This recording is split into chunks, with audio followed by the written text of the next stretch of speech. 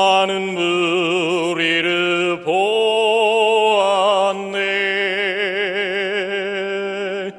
나 그때에 확실히 소경이 눈을 뜨는 것 보았네. 그 갈릴리 오시니 능력이 나를 놀라게 했도다. 내가 영원히 사모할 주님, 그 부드러운 주 모습을 곧대하고 그로부터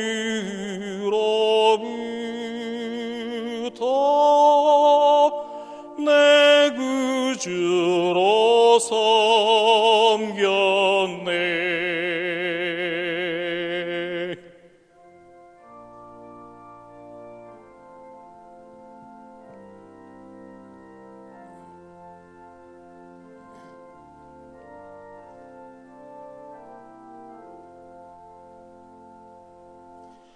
이 세상을 살 동안 시달린 모든 친구여 나오라. 그 은혜 베푸심을 보고서 사랑 응하늘 떠들라. 나 또한 주 명하신 바대로 복음 전하러 갈 동안 이 갈릴리 오시니 내 맘에 진정 모시길 원하네. 오내 친구여 주 사모하세. 그 부드러운 주 모습을 곧대하고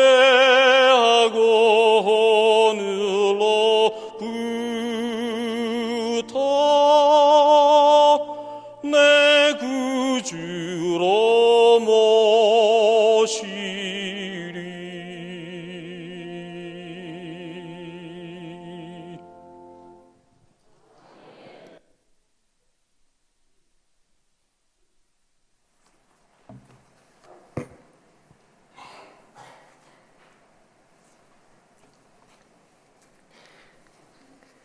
그 교회 오기 좋은 날, 교회 올 때보다 날씨가 추워서 교회 오기 꾀부리고 싶은 날, 교회에 열심히 있는 마음으로 오시는 성도들을 하나님께서 더 크게 기뻐하시고 축복하실 것이라 믿습니다.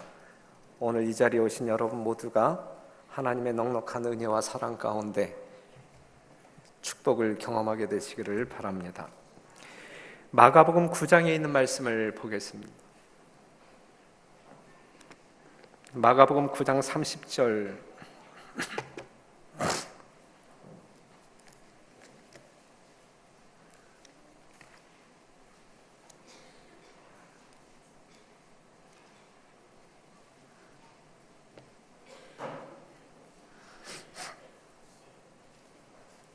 마가복음 9장 30절에서 32절에 있는 말씀을 같이 봉독하겠습니다.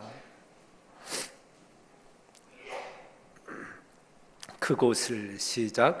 그곳을 떠나 갈릴리 가운데로 지날새 예수께서 아무에게도 알리고자 아니하시니 이는 제자들을 가르치시며 또 인자가 사람들의 손에 넘기워 죽임을 당하고 죽은 지 3일 만에 살아나리라는 것을 말씀하시는 연고더라. 그러나 제자들은 이 말씀을 깨닫지 못하고 묻기도 무서워하더라. 예수님이 이제 그곳을 떠나 이제 갈릴리 가운데로 지나가실세 그랬잖아요. 그런데 그곳이 어떠한 곳이냐면 예수님이 변화산에서 내려오셔가지고 그 9명의 제자들이 머물렀던 그곳에서 귀신 들린 아들을 고친 그 장소, 지난 시간에 살펴본 그 장소를 떠나서 이제 예수님께서 이제 갈릴리 지역으로 이제 이동하게 됩니다. 그런데 이 갈릴리 지역으로 이동하면서 예수님께서는 특별한 계획을 갖고 계셨는데 그 계획이 뭐냐면 이번에 갈릴리 지역에 가게 되면 군중들, 무리들에게 천국 복음을 증거하기보다는 이제 내가 이 세상을 떠난 이후에 남아 있어서 이 천국 복음을 땅끝까지 증거해야 할 이 제자들과 특별한 시간을 가지면서 가르쳐야 되겠다라고 하는 마음을 갖습니다. 그러한 계획을 가지고 이제 갈릴리 지역으로 가죠. 그 제자들을 보게 될 때에 이제 자기가 떠난 이 세상에서 남아서 자기가 해야 할 그 일을 해야 할 그 제자들의 모습을 보면서 이제 예수님의 마음은 얼마나 짠했겠습니까? 하지만 그들이 정리해야 할 마음, 준비시켜야 할 모든 부분들을 이제 예수님께서 준비시키고자 하는 것이죠. 그 시간에 예수님은 예수님의 죽으심과 살아나심에 대해서 말씀하셨고 원수들의 손에 넘겨주실 거에 대해서 말씀하셨고 이러한 말씀을 듣는 제자들의 마음 가운데에는 이제 슬픔의 어두움의 그림자로 그들을 이제 엄습하게 되었다라고 하는 사실이죠. 그랬던 이유 중에 하나가 뭐냐면 32절에 있는 말씀, 그러나 제자들은 이 말씀을 깨닫지 못하고 그랬어요. 만약에 예수님께서 그들에게 하신 말씀이 무엇인지 그들이 깨달았다고 하면 슬픔 대신에 다른 어떠한 마음, 그리고 각오, 그러한 생각들을 했을 텐데 불행한 것은 예수님께서 말씀하셨지만 그 말씀을 깨닫지 못하고 그랬어요. 하나님께서 하신 말씀을 깨닫지 못할 때는 반드시 탈이 생깁니다. 오늘날에도 마찬가지예요. 우리가 하나님의 분명한 진리의 말씀이 있음에도 불구하고 명확히 그 진리의 말씀대로 깨닫지 못할 때에는 개인적인 신앙에 있어서, 교단적인 신앙에 있어서 반드시 문제가 생깁니다. 여러분들의 일상적인 삶에 있어서 온전히 이해하지 못함으로 말미암아 발생되어지는 어떠한 영적인 탈이 없게 되기를 바랍니다. 그래서 이제 예수님이 제자들과 함께 이제 가버나움에 도착했을 때에 어느 한 집에 들어가기 전에 누구를 만나게 되냐면 그 성전세를 받는 그러한 사람을 만나요. 그러한 사람이 베드로에게 뭐라고 이야기하냐면 너희 선생이 반세계를 내지 아니하느냐 그랬어요. 왜 너희 선생은 성전세를 내지 않느냐? 이 하나님의 성전이 보존되려면 헌금을 내야 되는데 돈이 필요한데 그래서 모든 사람들이 1년에 반세겔씩 내도록 규정이 정해져 있는데 왜 너희 선생은 그 반세겔을 내지 않느냐라고 물었어요. 그랬을 때에 베드로는 뭐라고 대답하냐면 안 낼 거 아니야, 낼 거야 라고 이야기해요. 낼 거야. 여러분들이 성경 말씀을 보게 되면 그런데 여기서 우리가 한번 생각해 볼 말씀인데 왜 성전세를 내지 않느냐라고 물었을 때에 우리 선생님 성전세 낸다? 봐라, 성전세 분명히 낼 거다라고 이야기했거든요. 이것은 베드로가 예수님과 상의한 이후에 예수님의 답을 그에게 이야기한 거예요? 아니면 예수님의 답을 듣기 전에 자기 나름대로 답을 이야기한 거예요? 네? 예수님과 상의 없이 예수님의 대답이 아닌 누구의 대답? 자기의 대답을 그 사람에게 이야기했단 말이죠. 이건 잘한 거예요? 못한 거예요? 이건 못한 거예요. 그렇기 때문에 거기에 반드시 실수가 발생되어지는 것입니다. 여기에서 생겨난 실수가 뭐냐면 세상 임금들이 왕궁을 위하여 백성들에게 세금을 거둘 때에 왕의 자녀들이 세금을 냅니까? 내지 않습니까? 안 내죠.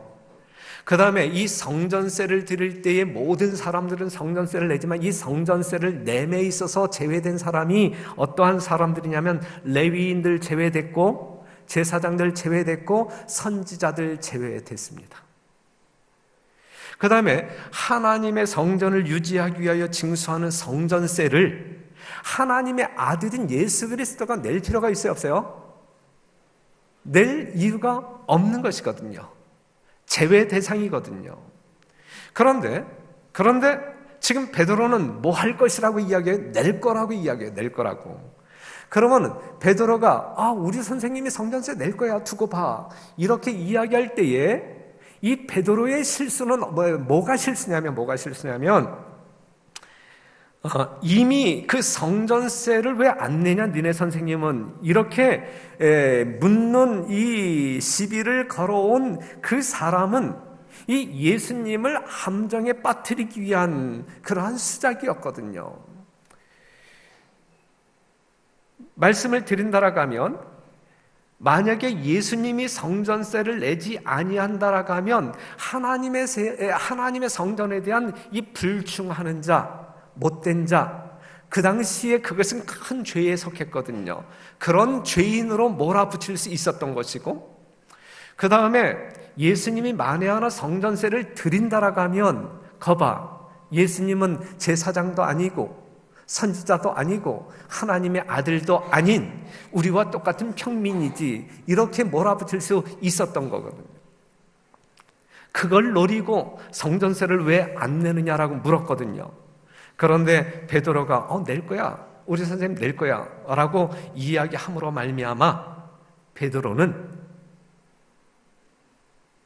그들이 쳐놓은 함정에 빠진 것이고, 베드로 자체도 예수님이 하나님의 아들이시다, 그것을 증거할 수 있는, 증명해야 할 그러한 시점에 그것을 놓쳐버리고 만 것입니다. 베드로는 좀 빨라요. 말과 행동이 좀 빨라요. 그렇죠? 말과 행동이 빠를 때에도 우리는 빈번하게 실수를 하는 경우들이 있어요. 우리는 늘 하나님께 묻고 하나님의 답을 들음으로 말미암아 우리의 삶 속에 어떤 그 행동화가 이루어져야 될 것입니다.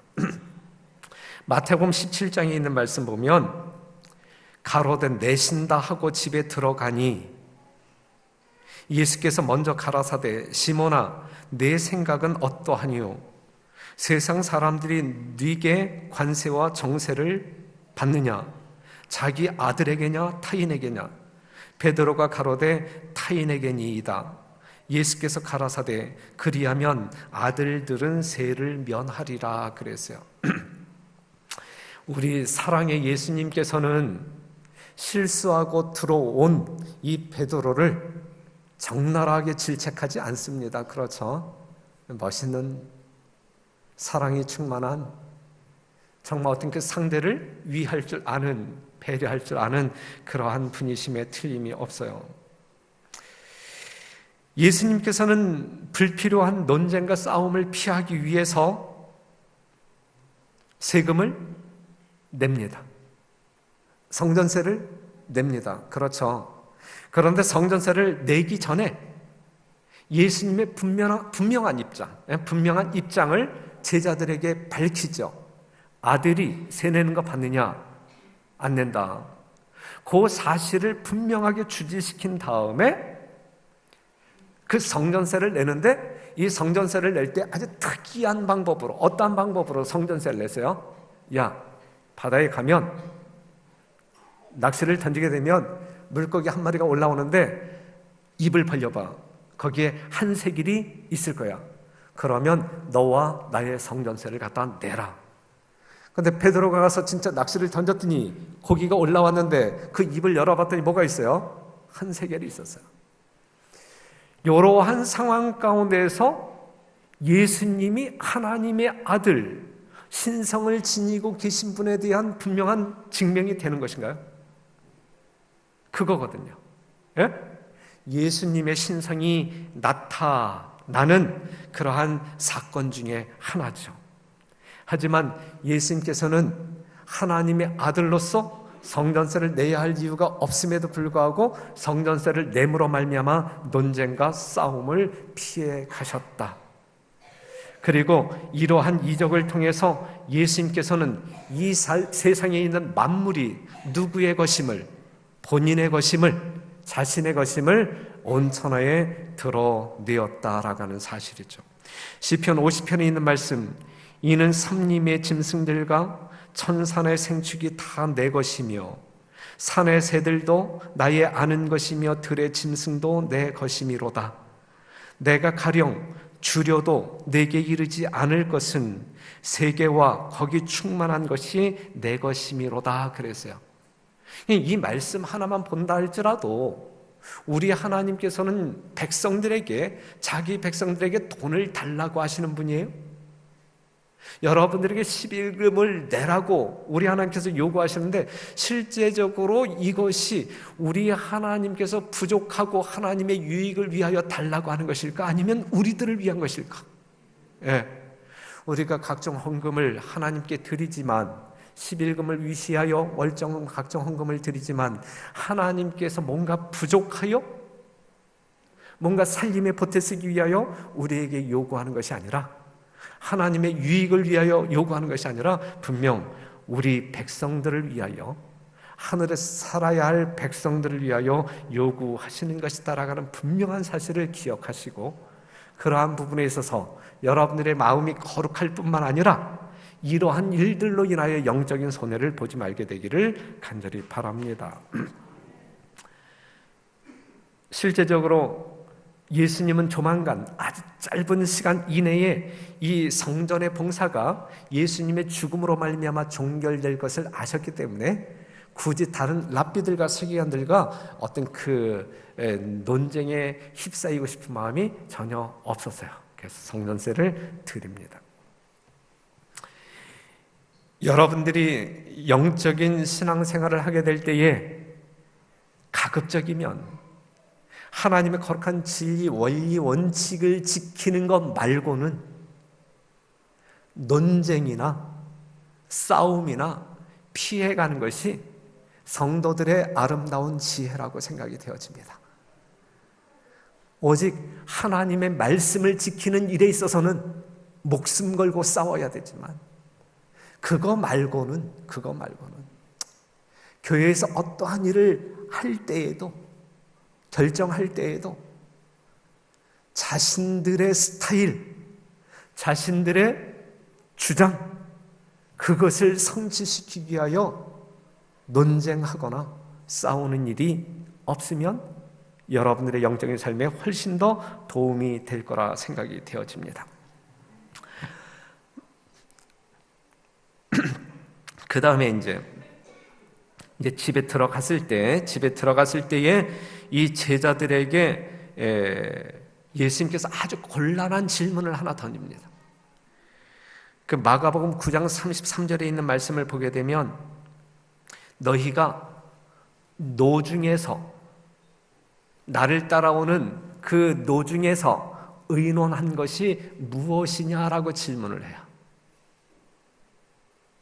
실제적으로 이제 예수님이 이제 갈릴리를 향하여 가실 때 다른 때 같으면 이 제자들이 예수님 붙어서 쫓아갔는데 요날은 이 제자들이 이 시대의 소망의 표현을 보게 되면 이 제자들이 예수님 먼저 보내고 제자들은 뒤에 쳐져서 걸어갔어요.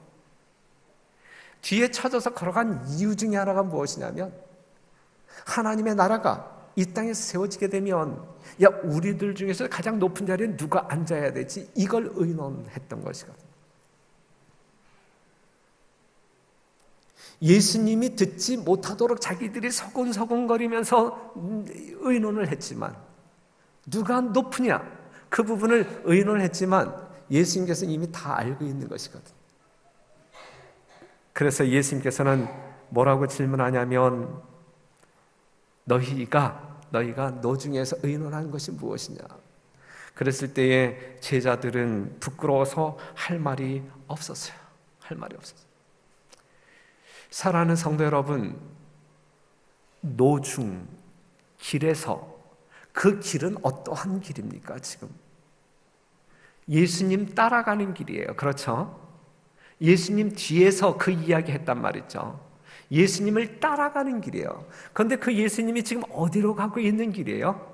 인류의 구속을 위하여, 십자가에 죽기 위하여 가시는 길이거든.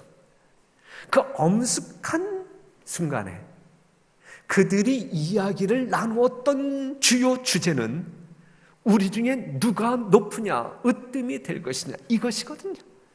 상황에 전혀 맞지 아니하는 이야기가 그들 중에 있었어요. 사랑하는 성도 여러분, 우리는 지금 길 중에 있습니까? 우리는 예수님의 재림을 향하여 가고 있는 사람들이, 우리는 이러한 노중에 어떠한 이야기를 나누는 것이 합당한 모습일까? 그죠? 사랑하는 성도 여러분, 우리는 이 시점에 우리의 주요 대화의 주제가 무엇이어야 할까? 성도의 삶을 살 때, 안식일날 주의 성전에 나올 때 우리들의 주요 주제는 무엇이어야 할까? 예수님의 제자들이 예수님에게 뭐라고 질문하냐면, 예수님, 천국에서는 누가 크니까? 라고 물어요. 예수님, 교회에서는 누가 큰 사람입니까? 라고 물어요. 그때에 예수님께서 하신 말씀, 가라사대 진실로 너희에게 이르노니 너희가 돌이켜 어린 아이들과 같이 되지 아니하면 결단코 천국에 들어가지 못하리라. 그러므로 누구든지 이 어린아이와 같이 자기를 낮추는 그이가 천국에서 큰 자니라.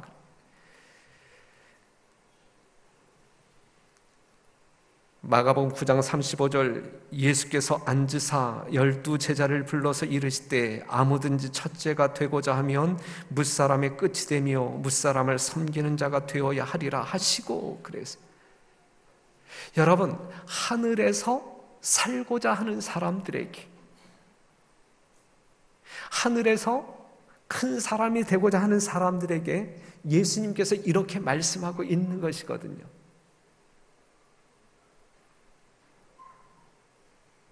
교회에서 가장 먼저 예수님을 배우고 배워야 할 것이 있다고 하면 이것이거든요. 그렇죠? 우리 모두는 하늘 가기 위해서 오늘을 사는 사람들 아닙니까? 우리는 하늘에서 살기에 적합한 품성을 다지기 위하여 성령을 구하며 예수님을 바라보자고 떠들며 살아가고 있는 성도들 아닙니까? 그렇죠? 그러한 우리들을 향하여 예수님께서 하시는 말씀은 뭐냐면, 어린 아이들과 같이 자기를 낮추는 그 사람이 하늘에서 살기에 적합한 사람이라고 이야기하고 있는 것이거든요. 명심합시다. 우리 2016년도 이 연초에 말이죠, 이 하나님의 말씀 우리가 수없이 듣는, 안식일마다 수없이 듣는 그러한 이야기지만 우리가 얼마나 실천이 안 되는 말씀인가요? 그렇죠? 예수님의 이름을 가지고 산다라고 이야기하면서, 이야기할 때마다 우리가 섬기는 종들이 되어야 된다라고 이야기하면서, 다른 사람을 나보다 낮게 여겨야 된다라고 이야기하면서, 그렇죠? 그렇게 설교하는 저 자신부터 그렇게 사라지지 아니한다라고 할 때 이게 얼마나 큰 문제가 되겠어요? 그렇죠?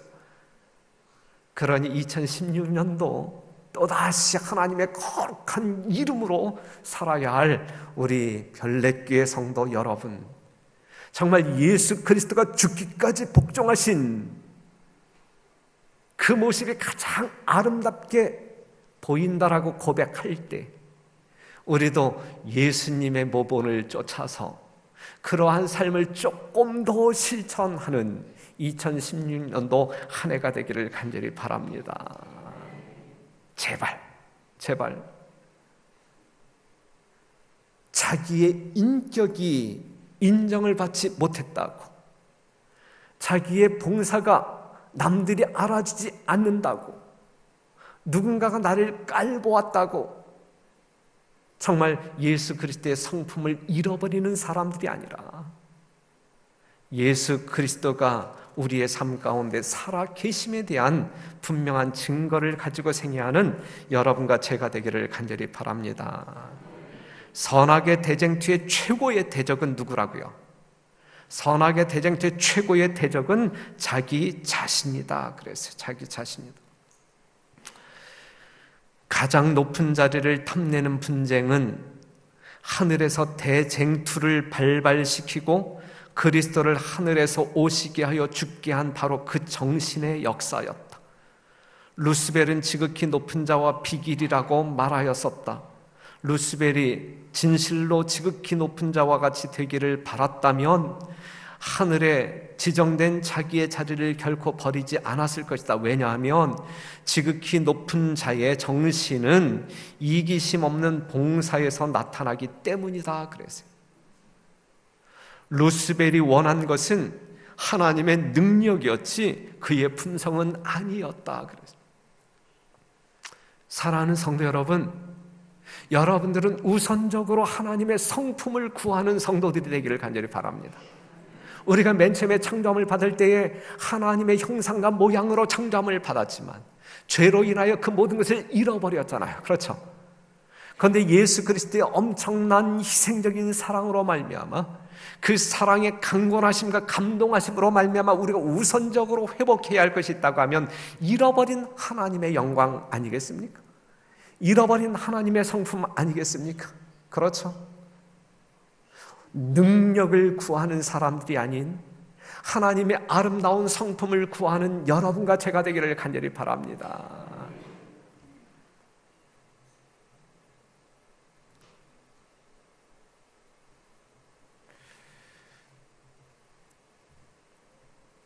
하나님은 침례 요한처럼 스스로 낮아지는 자를 통하여 일하신다 그랬어요. 하나님께서는 누구를 통하여 일하시냐면 낮아지는 자를 통하여 일하신다. 어린 아이와 같이 단순함과 겸비함을 소유한 사람들이 하나님의 사업에는 가장 능률적인 사람이다 그랬어요. 어린 아이와 같이 단순하면서 자기를 낮출 줄 아는 사람이 하나님께서는 가장 능률적인 사람이다. 천사들은 자기를 낮추며 영혼들을 구원하고자 하는 사람들을 도울 것이다 그랬어요.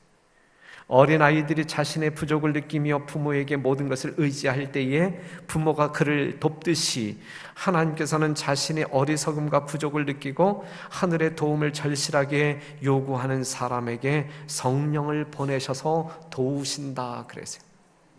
성령이 함께할 수 있는 사람, 그래서 하나님의 능력으로 일할 수 있는 진정한 별내교회, 그러기 위해서는 우리가 예수님의 마음으로 낮아짐, 진짜 하나님의 온전한 성품 겸손함이 우리의 삶 가운데 드러나게 될 때에 그러한 영혼들을 우리 주님께서는 가장 능률 있는 능력자로 사용하신다라는 사실을 기억하시고 그러한 일에 여러분들이 쓰임받고 저 또한 쓰임받을 수 있는 아름다운 성도 모두가 되기를 간절히 바랍니다. 그러나 사람들이 자기를 높이고 하나님의 크신 계획의 성공에 저들이 필수적인 존재라고 생각할 때 주께서는 그들을 제쳐놓으신다. 내가 해야 되는데, 나 아니면 할 사람이 없는데, 이렇게 나서는 사람들을 하나님께서는 제쳐놓으신다. 그리하여 주께서는 사람들에게 의존하지 않으신다는 것을 분명하게 하신다. 그들이 사업에서 제거된다고 하여 그 사업이 중지되지 않는다. 아무리 똑똑한 사람이라 할지라도, 아무리 능력이 있는 사람이라 할지라도, 그렇기 때문에 내가 해야 된다라고 하는 그러한 사람, 하나님께서는 이러한 사람을 제껴놓으신다 이거죠. 그렇다고 해서 하나님의 교회가 결코 손해보는 일이 없을 것이다 라고 말씀하고 있는 것입니다. 오히려 더욱 큰 권능을 가지고 교회는 전진하게 될 것이다 라고 이야기하고 있는 것입니다. 우리 교회 안에 여러 부류의 사람들이 있어요. 배운 사람, 못 배운 사람, 부자, 가난한 사람, 힘 있는 사람, 힘 없는 사람, 높은 자, 낮은 자, 노인, 아이, 젊은이. 하지만 이들 가운데 교회에서 진정으로 필요한 자, 하나님께서 원하시는 사람은 능력 있는 사람이 아니고 온유하고 겸손한 사람들이다라고 하는 사실. 그래서 우리 별내교회는 모든 사람들이 하나님께서 기뻐 받으시기에 합당한 온유하고 겸손한 사람들 되어 하나님께서 들어쓰시기에 합당한, 그래야 하나님의 능력이 충만히 경험되어지는 교회이기를 간절히 바랍니다.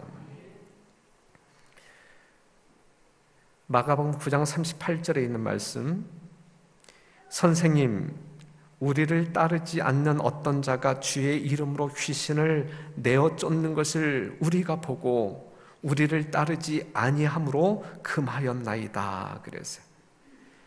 예수님에게 이 말을 하는 이 야고보, 요한이 자신들이 한 일이 잘했다는 이야기야, 못했다는 이야기야?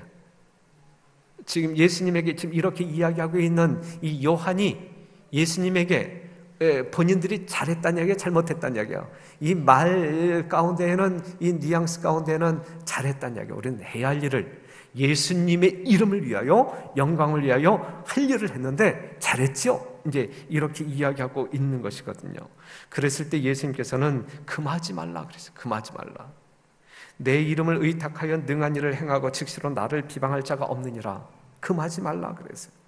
이 말을 들을 때에 요한과 야고보는 우리가 잘못했구나, 실수했구나 라고 하는 사실을 깨달아요. 그런데 실제적으로 그들이 그렇게 금했던 것은 무엇이냐면 시기심 때문에 우리보다 더 일을 많이 하는 것 같네, 더 똑똑하게 하는 것 같네, 능력 있게 하는 것 같네, 그 시기심 때문에 그들이 그 일을 금했다라고 이야기하고 있는 것이거든요. 여기에 대해서 시대의 소망은 어떤 사람이 모든 일에 우리 개인의 생각이나 의견에 일치하게 행하지 않는다는 사실이 그로 하여금 하나님을 위하여 일하지 못하게 하는 우리의 행위를 정당화시키지는 못할 것이다 그랬어요. 그러면서 다음에 나오는 말이 뭐냐면, 누구든지 나를 믿는 이 소자 중 하나를 실족해 하면 차라리 연자 맷돌을 그 목에 달리우고 깊은 바다에 빠뜨리우는 것이 나으니라. 실족해 하는 일들이 있음을 인하여 세상에 화가 있도다. 실족해 하는 일이 없을 수는 없으나 실족해 하는 그 사람에게는 화가 있도다. 만일 내 손이나 내 발이 너를 범죄케 하거든 찍어내버리라. 불구자나 절뚝발이로 영생에 들어가는 것이 두 손과 두 발을 가지고 영원한 불에 던지는 것보다 나으니라. 만일 내 눈이 너를 범죄케 하거든 빼어버리라. 그러니까 아주 혹독한 말씀을 이야기하고 있죠. 여기에서 강조하고 있는 게 뭘까요? 지금 예수님께서 아주 혹독하리만큼, 만약에 내 손이 너를 범죄케 했으면 그냥 잘라버려라, 내 눈이 너를 범죄케 했으면 빼버려라, 이제 그거 없이 하느라는 것이 더 가치 있는 일이다라고 이야기하고 있는 것이거든요. 여기서 뭘 강조하고 있는 거예요? 이게? 우리의 범죄로 말미암아 누가 실족하게 될 때 영혼이, 지금 여기서는 영혼의 소중함을 엄청나게 강조하고 있는 거예요. 누구든지 나를, 이 소자 중 하나를 실족해 하면 사랑하는 성도 여러분, 교회는 사람들이 모여야 돼요. 교회는 사람들이 모여서 예수님을 만나야 돼요. 예수님을 만나서 그들이 잃어버린 영원한 생명을 찾아야 돼요. 이게 교회야. 우리는 그러한 영혼들을 이 교회로 불러들이기 위해서 우리가 있는 힘을 다하여 헌신하고 희생해야 마땅한 제자들의 모습이고, 그렇다고 하면 어떠한 영혼이 이 교회 안에 들어왔을 때에 우리의 잘못된 언사나 행동으로 말미암아 실족당하는 일이 있어서는 아니 될 거예요. 그러한 일이 있어서는 아니 될 것입니다. 한 영혼일지라도 우리는 가장 예수님이 소중하게 여기는 것만큼, 가치 있게 여기는 것만큼 우리는 소중하게 여겨야 할 것입니다. 이 교회 안에는 상처받고 오는 사람 있고, 위로가 필요하여 오는 사람들 있고, 그 다음에 정말 편하게 신앙생활하고 싶어서 오는 사람들 있고, 여하튼 저마다의 생각을 가지고 옵니다. 그렇기 때문에 기성교인들은 오는 성도들의 눈빛을 보면서 얼굴색을 우리가 분별하면서 그들의 필요가 무엇인지 채워주고자 하는 배려의 마음을 가져야 할 것이고, 예수님의 사랑으로 그들을 어떻게 하면 영적으로 도와줄 수 있을까 우리는 노력해야 할 것입니다. 그렇기 때문에 어떠한 영혼도 우리의 잘못으로 말미암아 실족하는 일이 있어서는 아니 될 거예요. 별내교회는 영혼을 너무너무 소중하게 여기는 교회이어야 됩니다. 여러분들이 1층에 들어오시게 되면 옛날에 난로 펴져 있었어요. 이 3층 본당에도 난로가 있었어요. 그런데 지금 있어요, 없어요? 없어요. 안내 서는 사람들이 추워요. 있을 때는 정말 그것이 등을 따뜻하게 만들고, 또한 손을 이렇게 덮였다가 오는 사람들 차가운 손 만져주는 데 있어서 유용한 난로였어요. 하지만 그 난로가 치워졌어요. 치워진 이유가 무엇이냐면, 우리 교회에 나오는 한 성도 중에 이 등유 알러지가 있어요. 냄새만 맡아도 집에 돌아가면 얼굴이 퉁퉁 붓고 견딜 수 없는 사람이 있어요. 어느 날 그분이 저한테 이야기하더라고요. 목사님, 겨울 동안에는 이 난로가 없는 다른 교회에 나갔다가 난로가 필요치 아니한 봄 계절에 다시 나올게요 라고 이야기하더라고요. 그 이야기 듣고 우리 목회부에서 의논했어요. 우리가 좀 춥더라도, 안 냈을 때 좀 춥더라도 이 한 영혼을 위해서 난로 치우자. 그래서 난로가 치워진 거예요. 지금 김강춘 전도사님 밑에서 안 냈을 때 얼마나 춥겠어요. 그렇죠? 위에서 이 난방이 나온다고 하지만 거의 넓은 이 공간을 덮여주기에는 한계가 있거든요. 제가 요즘 감기 기운이 있어서 밖에 출장 나가지 못하고 이 교회 안에 있다가 엘리베이터에서 사람 나오면 밖에 나가서 이렇게 인사하고 있거든요. 하지만 그러한 모습 속에서 여러분, 우리 별내교회는 한 영혼의 소중함, 그것이 정말 소중하다라고 하는 사실을 지금 우리의 마음 가운데 담고 지금 살아가고 있는 것입니다. 그러니 사랑하는 성도 여러분, 우리가 합력하여 어떠한 영혼일지라도 아주 미천한 모습으로, 행색이 정말 추한 모습으로 교회에 들어온다 할지라도 우리가 그들을 포용하고 끊어줄 수 있고, 그 다음에 그들의 필요를 채워줄 수 있는 그러한 성도들로 살아갔으면 좋겠다 제안 드리고, 우리 모두가 그러한 모습으로 하나님의 진정한 사랑을 실천하는 교회 되기를 간절히 바랍니다.